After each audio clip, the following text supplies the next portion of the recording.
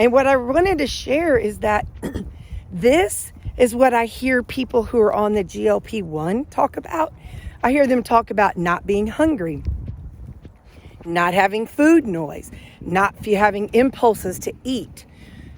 So I don't know. I'm like, carnivore, it's a natural GLP-1. And I'm feeling like, my stomach is growling, but I don't care. Now, let me tell you something. Never, even, I don't remember this being back then, but I have never not cared about eating. I lost 180 pounds, and during maintenance, some of the weight came back. This series documents losing 20 pounds realistically without panic, punishment, or starting over. Hey guys, I wanted to kind of talk to you all a little bit about carnivore. If you're thinking about doing it, if you have already done it and you don't remember this. So I've been on my weight loss journey since 2017, actually, originally. And then I lost some weight, and then I gained, and then I stopped. So this most recent weight loss, listen, this is a walk and talk with me. So if you get nauseated by movement, feel free to just set the phone down and don't look at me, because I'm just going to be talking to you guys. So what I want to say is that something strange has happened for me that I don't remember last time. So let me just give a little background. I was in 2019. I started basically by just learning how to eat clean foods, whole foods. I was following Diet Doctor for recipes, and I lost about 26 pounds in 2 months. My starting weight was 340 pounds.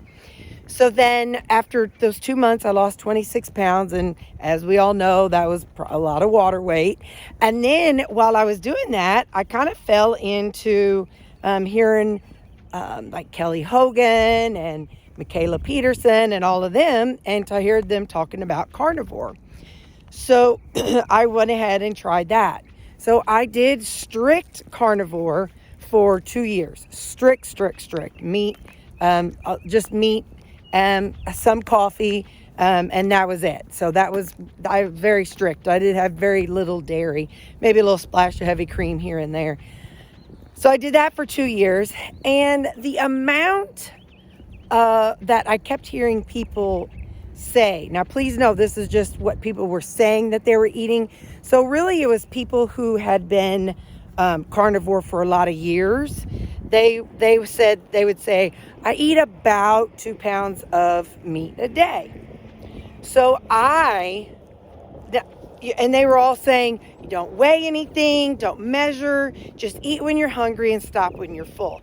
I came from a binge eating aspect. When I say binge eating, I'm going to tell you, I would go home on a Friday, I would stop at Burger King and get a double Whopper value meal, the super sized, and then I always have a shake with it too.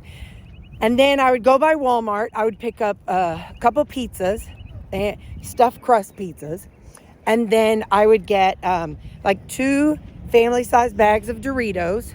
I would get 2 family-sized bags of tortilla chips. I would get a huge tub of sour cream, another one of salsa, another one of queso, and I would get 1 or 2 thick containers of Pringles, and then I would have 2 to 3 family-sized bags of candy.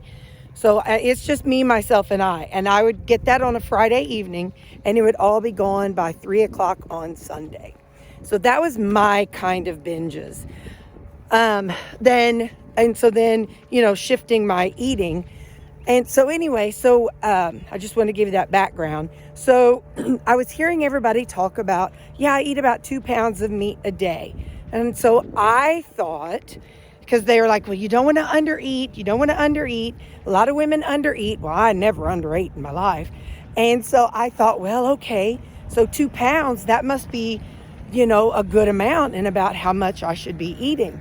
So during that time, for those 2 years, there was also other people who were, gotta eat high fat carnivore, gotta eat lots of fat, eat extra fat.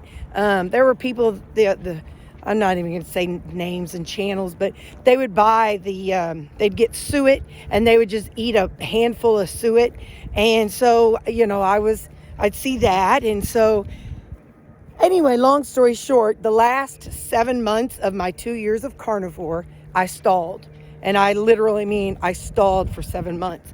But I was in all of the carnivore Facebook groups, and everybody's like, oh yeah, I stalled for 2 years. I stalled for 4 years, blah, blah, blah, blah. And I was like, yeah, no. So then I started watching Kim Howerton, who was really good friends and colleague of Dr. Barry. And so I learned from her about going ahead and adding veggies back, and I learned about counting calories. And so I ended up losing, I had lost 60 something pounds on carnivore in those 2 years. So just 60 pounds in those 2 years.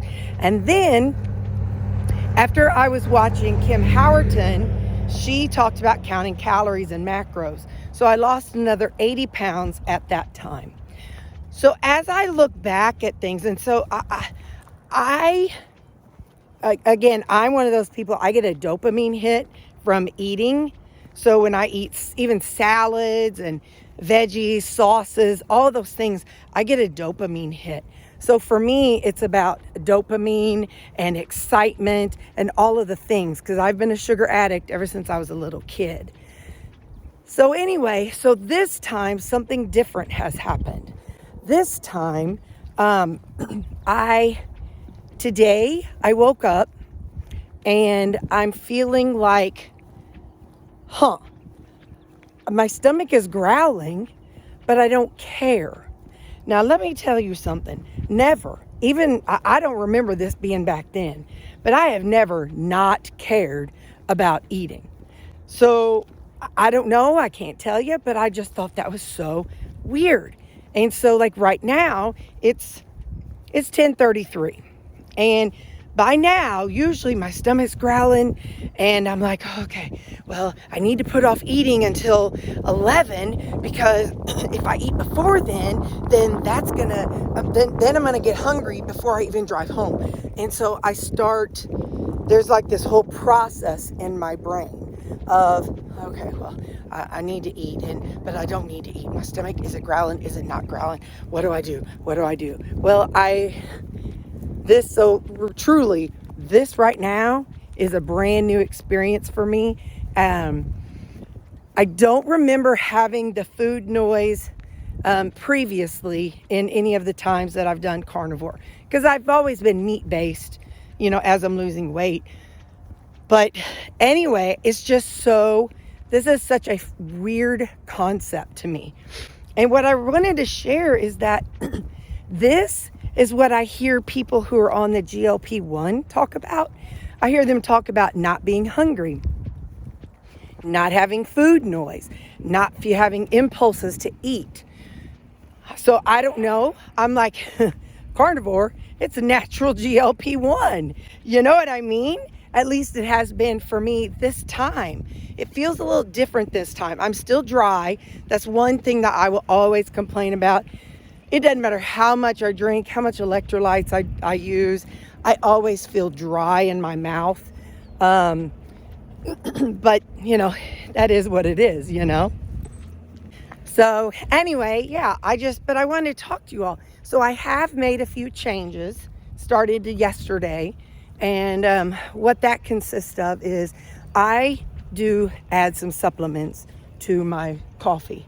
So I do add collagen, I add creatine, and I do instant coffee. And I have to go down the list of what I see.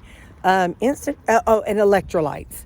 So, and sometimes I use the Girardeau Dutch processed cocoa. Just shut up and let me have it.